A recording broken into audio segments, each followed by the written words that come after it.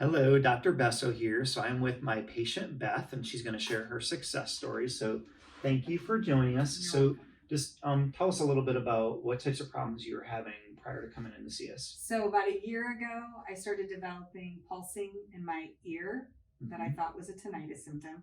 Went to an ENT. They said it was just regular tinnitus. Started doing more and more research. Here it was a pulsing. It had a venous component to it. So I had to seek out a doctor actually not local.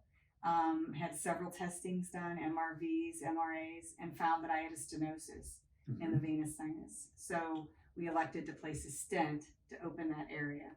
Okay. To help try to improve that. Okay. And then and that helped some, right? Marginally, yes. Marginally, okay. But then more and more research, then I found you. Right. Okay. Based on Great. upper cervical. Okay. So we'll talk more about that. And then some other symptoms that you had longer term. So tell us about the neck. Terrible neck pain for like 5 years. Had been to just typical regular chiropractors, but no help with the cracking, with the whatever. Yeah. Could not even move my neck. I remember. Yes. Rock hard. Yep. You know, very tense. Yeah. No relief. No relief. So then you sought us out. So this has been about 6-7 months ago. And then so how have things changed? Start with the neck. How did things change? The neck is just 100%. Is it? Yeah.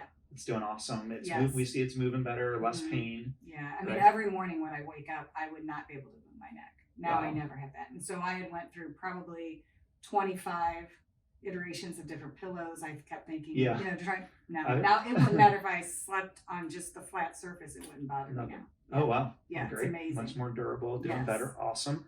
And then what's interesting, and I'm going to show everybody a little bit of how this can happen, but we also saw the ear field, right?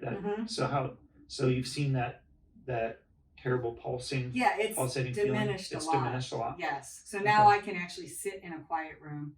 I'll hear it faintly, but it doesn't distract from everything I do. Right. I mean, That's I quit awesome. reading because of it, because I couldn't read in a quiet room. Wow. So I don't normally do this, but I'm going to share. This isn't your spine. This is someone else's.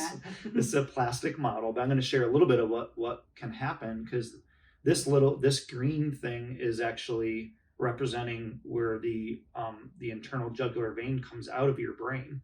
So part of what was happening with her, at least a component of it, because you also had some issues upstream that they helped with this with the stent, right, that they put in, is that there was actually some compression because of this top bone, which is the atlas, was pinching it.